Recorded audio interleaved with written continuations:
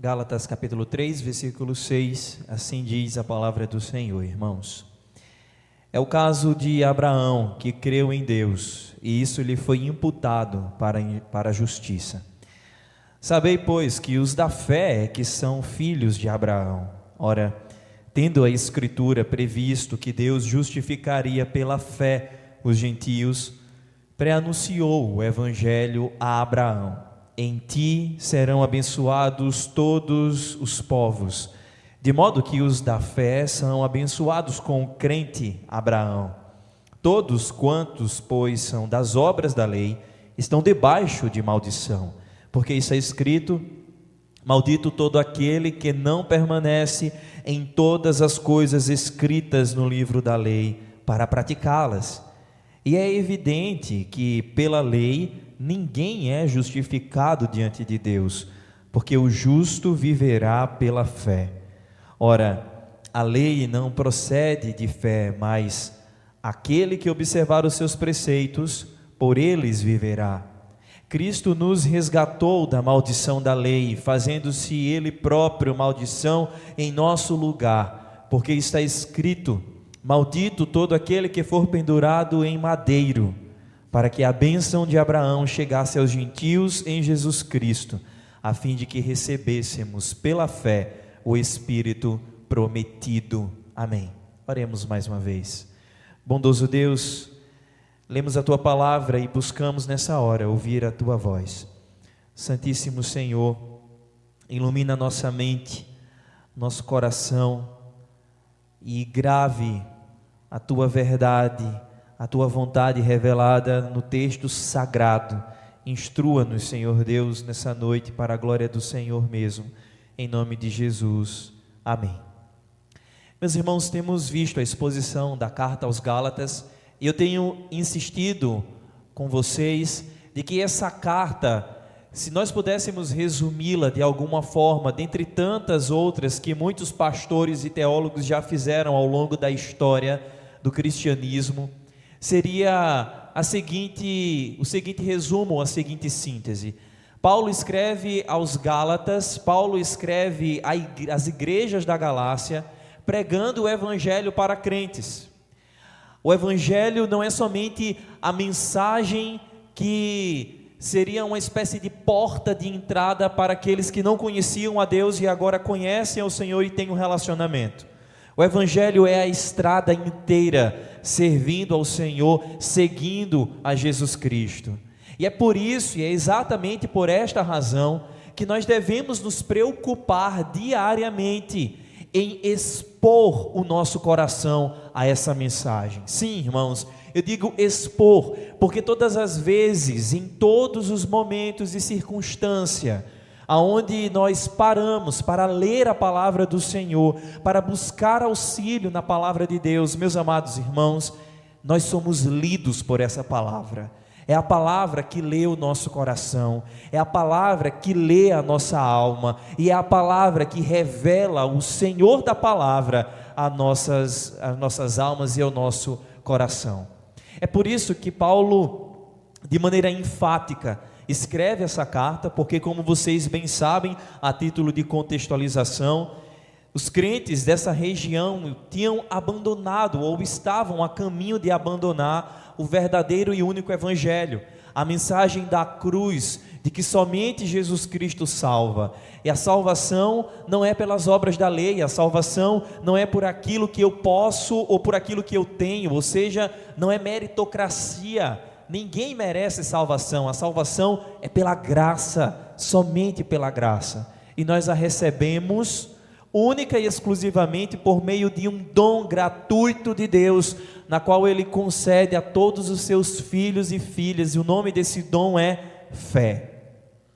Sem fé, meus amados irmãos, a palavra do Senhor nos diz que é impossível agradar a Deus. Sem fé, meus amados irmãos, andamos perdidos, confusos, completamente afastados do Senhor e da sua salvação.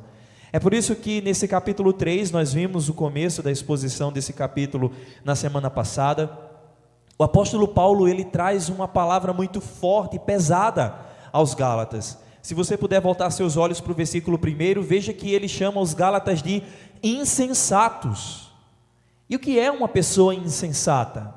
Uma pessoa insensata, dentre muitas descrições, podemos definir como alguém que insiste em fazer algo errado, sabendo que aquilo é errado, mas pensando essa pessoa que conseguirá fazer algo certo por meio de instrumentos e de atitudes erradas. Como pode, meus amados irmãos, caminharmos por uma trilha de iniquidade, pensando, achando e esperando que no final dessa trilha nós encontraremos paz? No caminho da iniquidade, no caminho da perdição, no caminho do pecado, nós só encontraremos como destino final uma perdição eterna, a condenação. É por isso que o apóstolo Paulo vem então com palavras tão pesadas e tão impactantes, não para castigar ou para menosprezar e desprezar os crentes ali na Galácia, mas para despertá-los do engano, do fascínio, da hipnose que tomou conta do coração desses crentes e que agora precisam então desse renovo ou desse avivamento. Da mesma forma nós, meus queridos, hoje precisamos nos lembrar que as promessas do Senhor não são alcançadas pela nossa mão, não são alcançadas por aquilo que nós fazemos. Nós não compramos do Senhor bênçãos nenhuma, nem recebemos do Senhor essas bênçãos por algo que nós fazemos ou prometemos a Ele. Não, o Deus que prometeu vida e vida em abundância para todo o seu povo, cumpre essa e todas as outras promessas no seu Filho amado Jesus Cristo. Para isso o apóstolo Paulo então traz a argumentação de uma personagem muito importante no Antigo Testamento. Paulo traz o caso de Abraão. E esse argumento do apóstolo Paulo não é aleatório, não é bobo, nem por acaso. Ele está tratando o problema de judaizantes no meio da Galácia, no meio das igrejas da Galácia, e esses judaizantes têm como pai da fé Abraão. Abraão é um dos principais, se não o principal patriarca da religião judaica.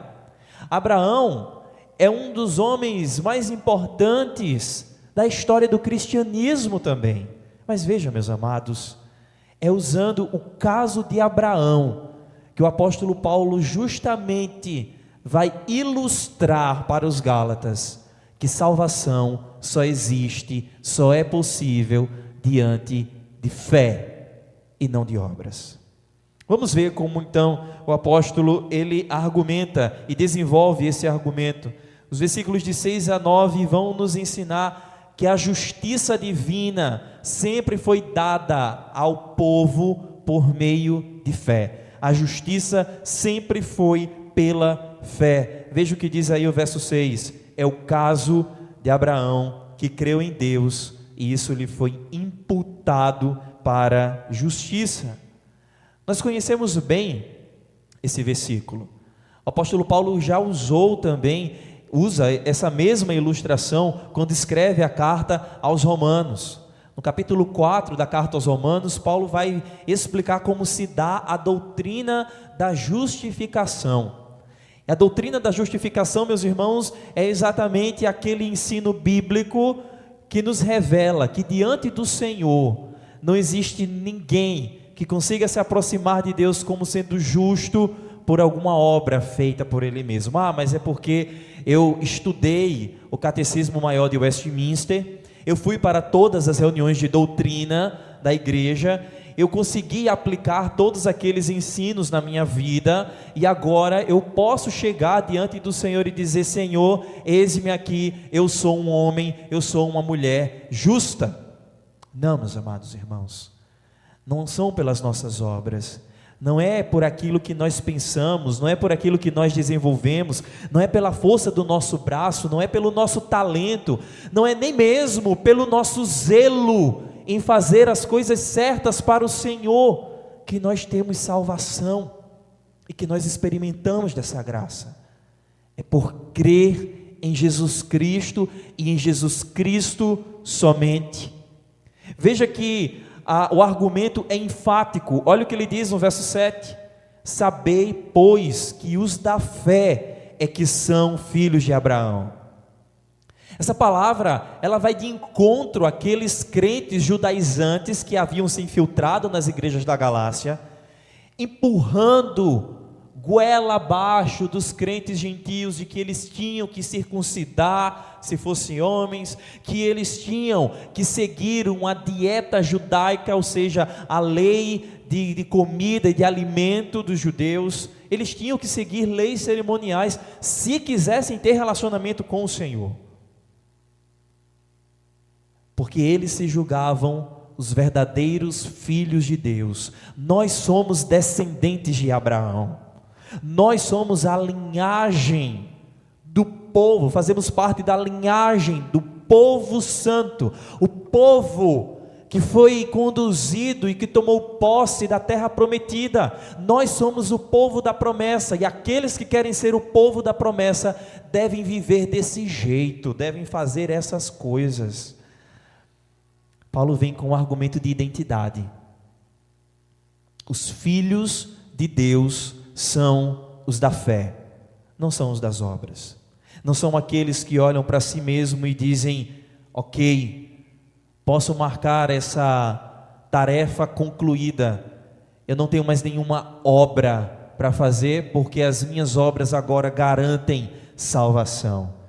O apóstolo Paulo não está inventando nada novo, meus irmãos. Ele está recuperando o próprio fundamento bíblico da salvação, ao expor para essa igreja que o pai da fé encontrou salvação porque foi encontrado por Deus. A justiça do Senhor encontrou Abraão, o tirou da terra, do meio dos seus pais, e o levou para a terra prometida. Quando foi que vocês viram, quando foi que vocês encontraram na palavra de Deus algum texto dizendo que de repente Abraão pensou em abandonar seu pai, em sair de junto da sua família e dizer: quero o Senhor e vou em busca da terra prometida?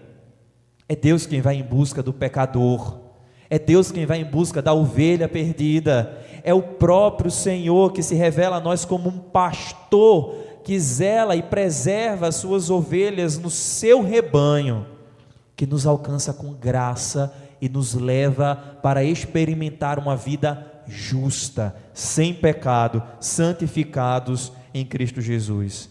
Ele diz, meus amados irmãos, no versículo 8: tendo a Escritura previsto que Deus justificaria pela fé os gentios, pré-anunciou o Evangelho a Abraão. Aqui Paulo faz uma teologia bíblica. E o que é uma teologia bíblica? Existe uma teologia que não seja bíblica, pastor?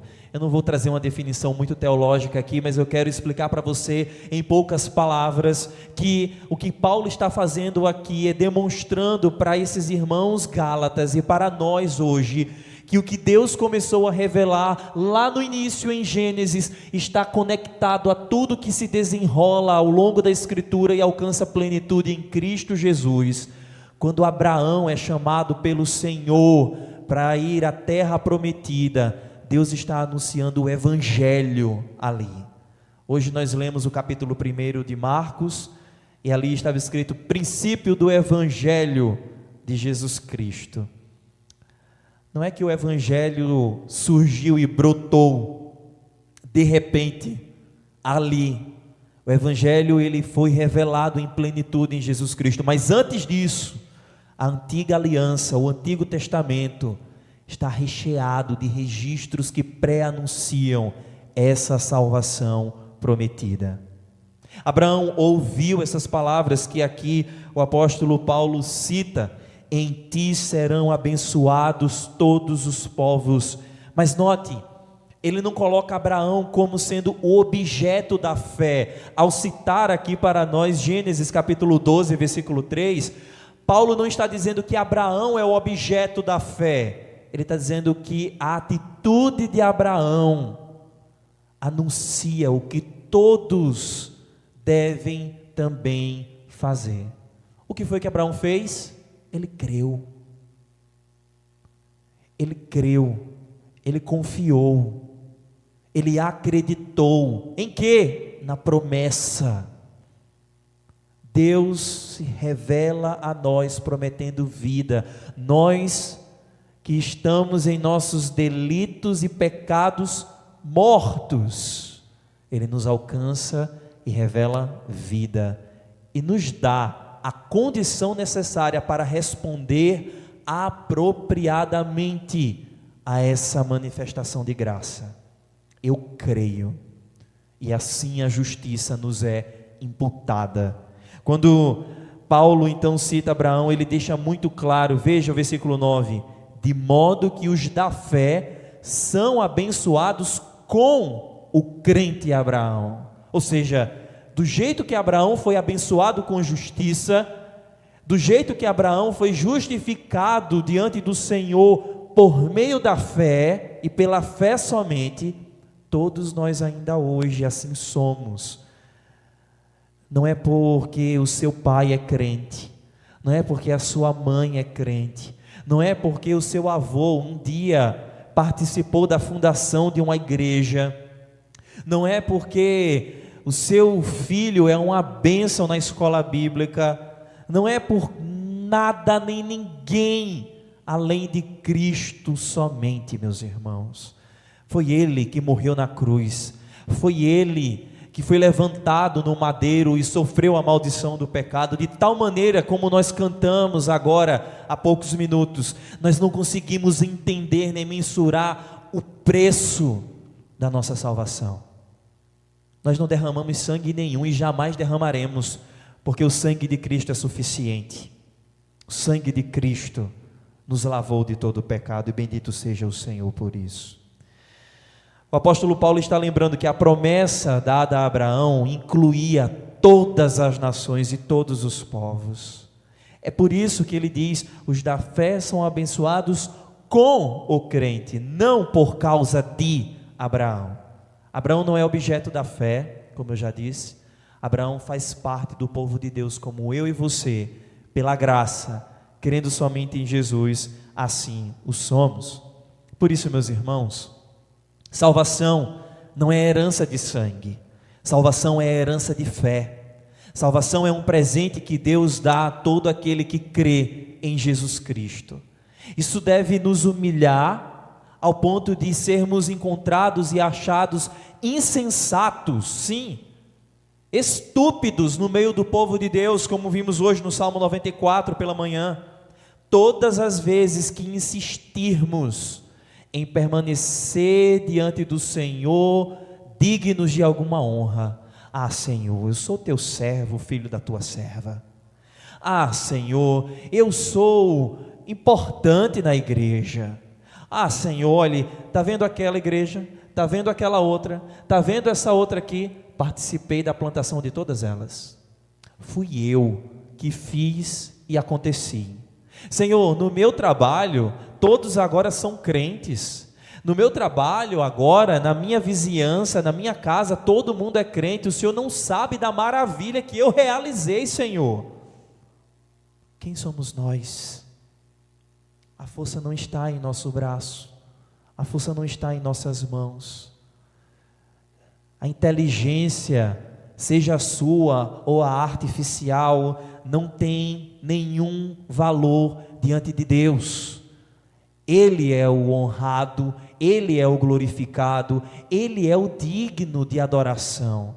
Toda vez que a nossa mente e o nosso coração busca por esse mérito diante de Deus, ao ponto de pensarmos e acharmos que a nossa fé é produto daquilo que nós elaboramos em nossa mente, irmãos, estamos agindo com insensatez. Longe de nós toda impiedade, longe de nós toda mentira e toda insensatez. Não é assim. A promessa foi cumprida por Cristo, e essa promessa trouxe para nós uma justiça que só é encontrada, só é experimentada somente pela fé. Paulo começa essa argumentação e ele continua a desenvolver, e ele chega num ponto muito delicado, inclusive até hoje no meio dos crentes, e esse ponto se chama a lei. Veja o que ele diz no verso 10: todos quantos, pois, são das obras da lei, estão debaixo de maldição, porque está escrito: maldito todo aquele que não permanece em todas as coisas escritas no livro da lei, para praticá-las. Paulo cita Deuteronômio capítulo 27, o último livro do Pentateuco, uma segunda proclamação da lei que havia sido dada no livro do Êxodo e Levítico, e agora ele traz uma argumentação muito importante para nós. Qual é a utilidade da lei? Qual é o papel da lei? Ele aparentemente, meus amados irmãos, faz uma dicotomia, coloca as obras da lei e as obras da fé, uma contrária à outra, como se a lei fosse contrária à fé, como se a lei fosse contrária à graça. E aqui nós precisamos ter muito cuidado, e eu peço a sua atenção, porque infelizmente nos nossos dias muitas igrejas e muitos irmãos olham para o Antigo Testamento, olham para essa parte das Escrituras com desprezo, olham para o Antigo Testamento e dizem assim: não tem nada aqui para nós somos o povo da nova aliança, o negócio é Novo Testamento, o negócio é o que Jesus disse, não me interessa o que passou na Antiga Aliança, me interessa o que Jesus fala para mim hoje, até porque no Antigo Testamento o negócio era lei, quem não obedecia a lei não era salvo, mas Jesus disse que a salvação era pela graça. Irmãos, todo esse discurso pode ser bonito, pode ser lógico, pode encaixar na sua cabeça e no seu coração, mas é mentira. Tudo isso que eu acabei de falar é mentira. A salvação nunca foi pela lei. A lei nunca teve o objetivo de salvar ninguém. Não é papel da lei. O papel da lei é ensinar-nos a vontade de Deus. E ao nos mostrar a vontade de Deus, a lei fala o seguinte para nós: nós não somos, vocês não são capazes de cumpri-la perfeitamente. E agora, o que fazer? Existe alguém que cumpriu. Vá até ele. Aqueles que querem então servir ao Senhor, aqueles que querem buscar o Senhor e agradar ao Senhor, dizendo: Senhor, me salve porque eu obedeço à lei, pode cair nesse erro que está aqui citado no verso 10, que é Deuteronômio capítulo 27, versículo 26, maldito todo aquele que não permanece em todas as coisas escritas. Por que Paulo está falando isso? Porque você pode ser muito bom em não matar, em não adulterar, em não furtar, você pode ser muito bom em não cometer, em não dar falso testemunho, você pode ser muito bom em não cobiçar, mas talvez você tenha se esquecido de guardar o dia do Senhor. Talvez você esteja fazendo imagens de escultura, não com as suas mãos, mas com o seu coração. Como disse um pastor do passado, o nosso coração é uma fábrica de ídolos. E se eu tropeço num ponto da lei, eu me torno réu de toda ela. A lei revela a nossa necessidade. Ela não nos concede salvação, ela diz: vocês precisam disso. Por isso que Paulo então insiste, é evidente, veja o que ele diz no verso 11, é claro, está exposto em toda a Escritura, é evidente que pela lei ninguém é justificado diante de Deus. Por quê? Aí ele cita então Abacuque: o justo viverá pela fé. Paulo cita Abacuque quando escreve aos Romanos também. E veja, meus amados irmãos, o contexto do profeta Abacuque é muito peculiar. Vocês devem lembrar que o Senhor revelou ao profeta Abacuque que traria os caldeus, a Babilônia, sobre toda Israel, e Jerusalém iria ao chão. o templo seria derribado, e Abacuque diz: Senhor, por que farás isso? Senhor, por que o Senhor vai trazer esse povo ímpio? Não faça isso, contigo, Senhor, está a misericórdia. Mas Deus diz: eu vou. O tempo da advertência passou, Abacuque. O livro do profeta Abacuque não é um texto de advertência, é um texto de sentença anunciada pelo justo juiz, que é o Senhor. E Deus diz a Abacuque: acalme-se, porque depois de um tempo, passado o tempo da disciplina, eu tirarei os ímpios do vosso meio, e eu restaurarei a minha terra. Agora, o justo viverá pela fé. Irmãos, pela fé e somente pela fé é que nós conseguimos permanecer de pé nesse mundo, experimentando dores, agonias e cenários desesperadores. Olha o mundo ao seu redor. Eu sei que você ouviu a instrução do presbítero dizendo: esqueça o mundo lá fora. A gente tem que prestar atenção mesmo na palavra aqui.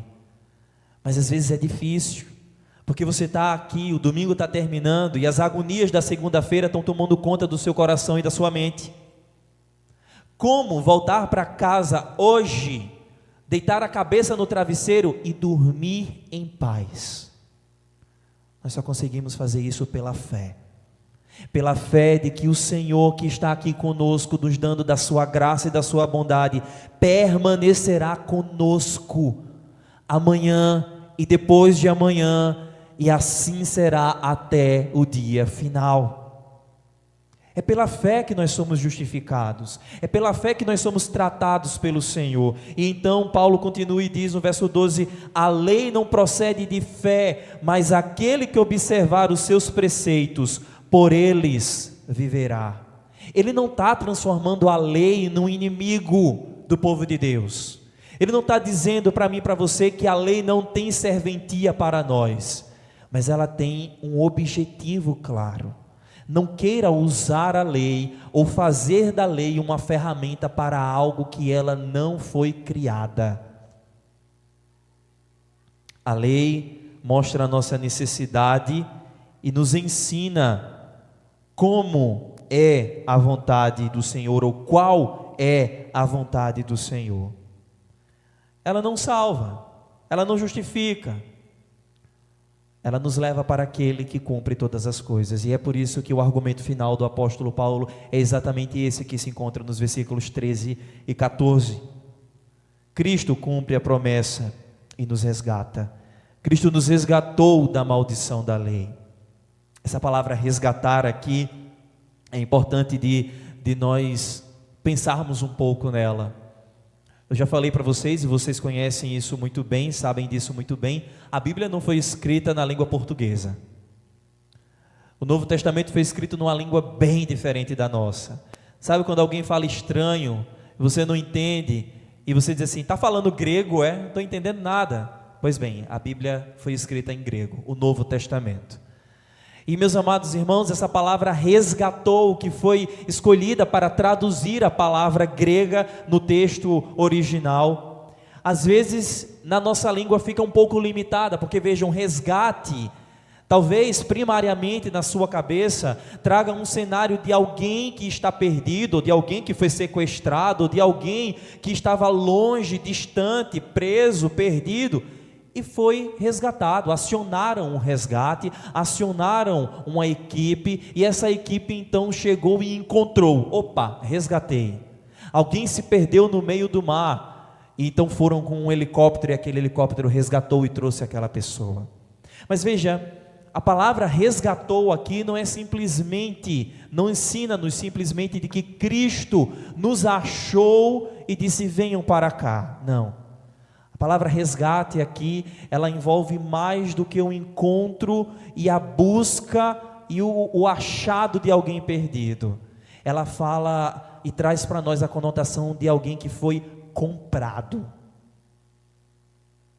É como se você estivesse talvez num leilão, onde você não sabia o que ia encontrar, mas de repente você achou uma peça interessante, e você pagou um preço e resgatou aquilo para você. eu resgatei uma joia, eu resgatei um aparelho telefônico, eu resgatei um carro, eu resgatei aquilo e agora aquilo é minha propriedade.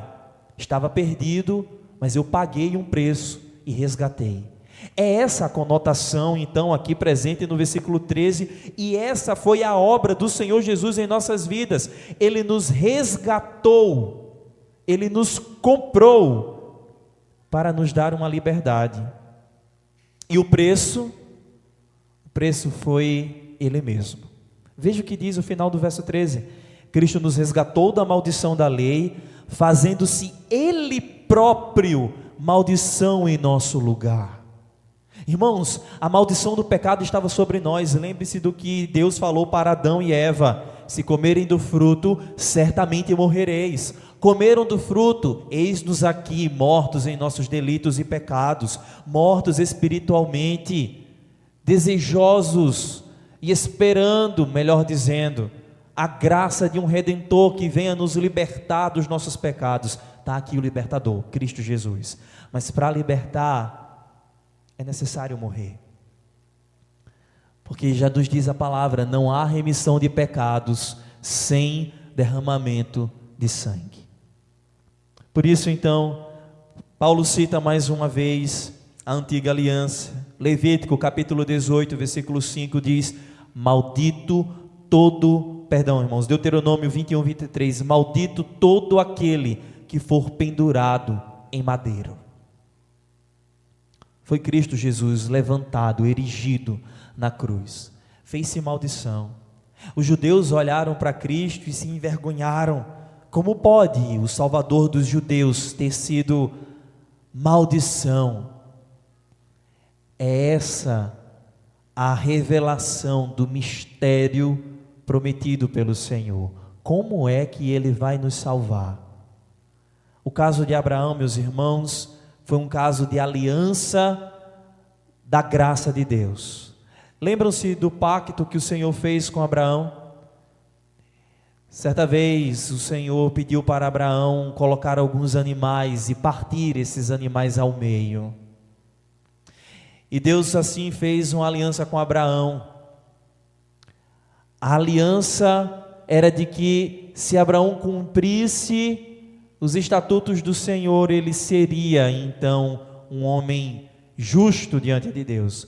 Mas se ele não cumprisse, o que é que aconteceria? Ele sofreria o dano.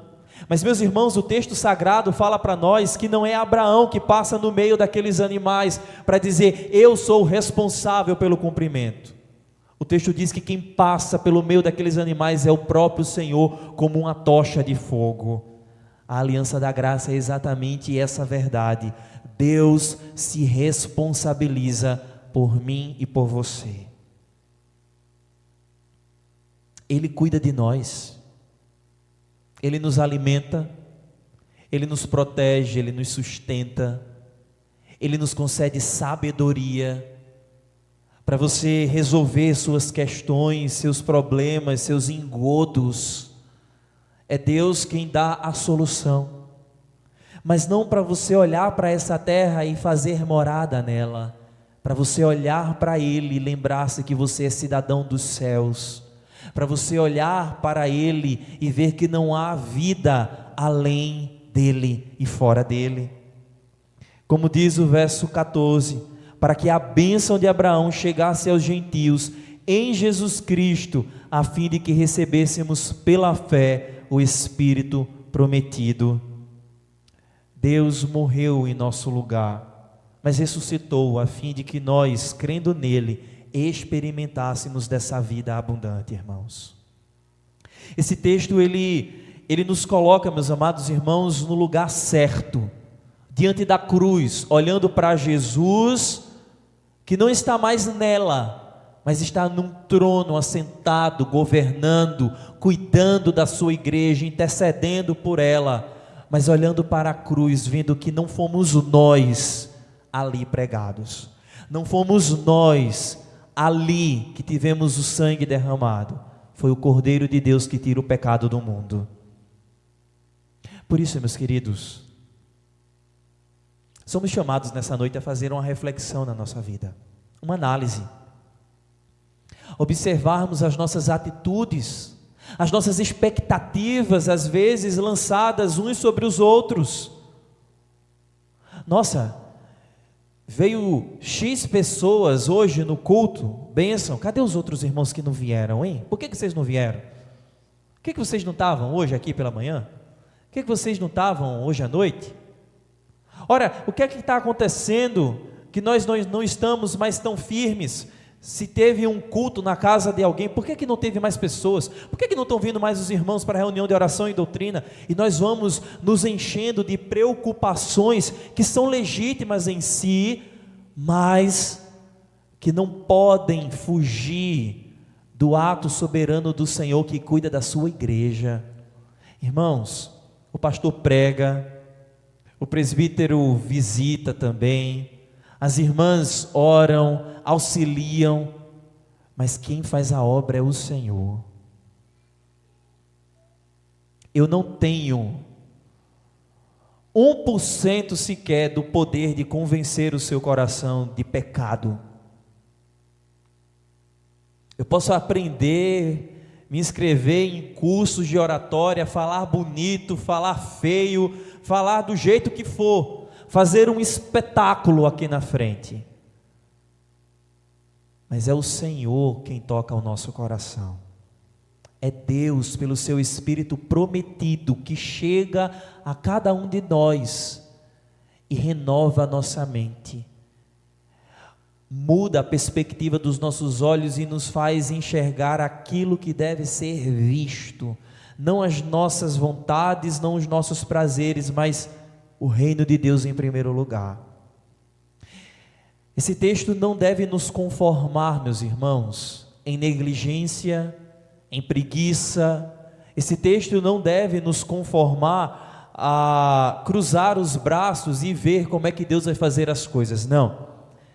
Esse texto deve nos lembrar que toda a nossa ação é fortalecida pelo Senhor, é guiada pelo Senhor, é conduzida pelo Senhor. Esse texto deve levar-nos a dobrar os nossos joelhos e dizer: Senhor, continua na nossa frente, vai diante do teu povo, desperta os que estão dormindo, anima os que estão cansados, entristecidos, traz de volta o vigor para aqueles que estão fracos, achando que em si mesmo encontrarão salvação. Leva-nos de volta para perto do Senhor, para o trono da graça. Faça-nos conceder perdão àqueles que têm se endividado contra nós. Do mesmo jeito que o Senhor nos perdoou, ajuda-nos então, como Cristo, a amar sem medidas, mesmo ao ponto de entregar a nossa própria vida. Irmãos, a herança já é nossa. A salvação é nossa, nada pode nos separar desse amor de Deus que está em Cristo Jesus, o nosso Senhor. Amém.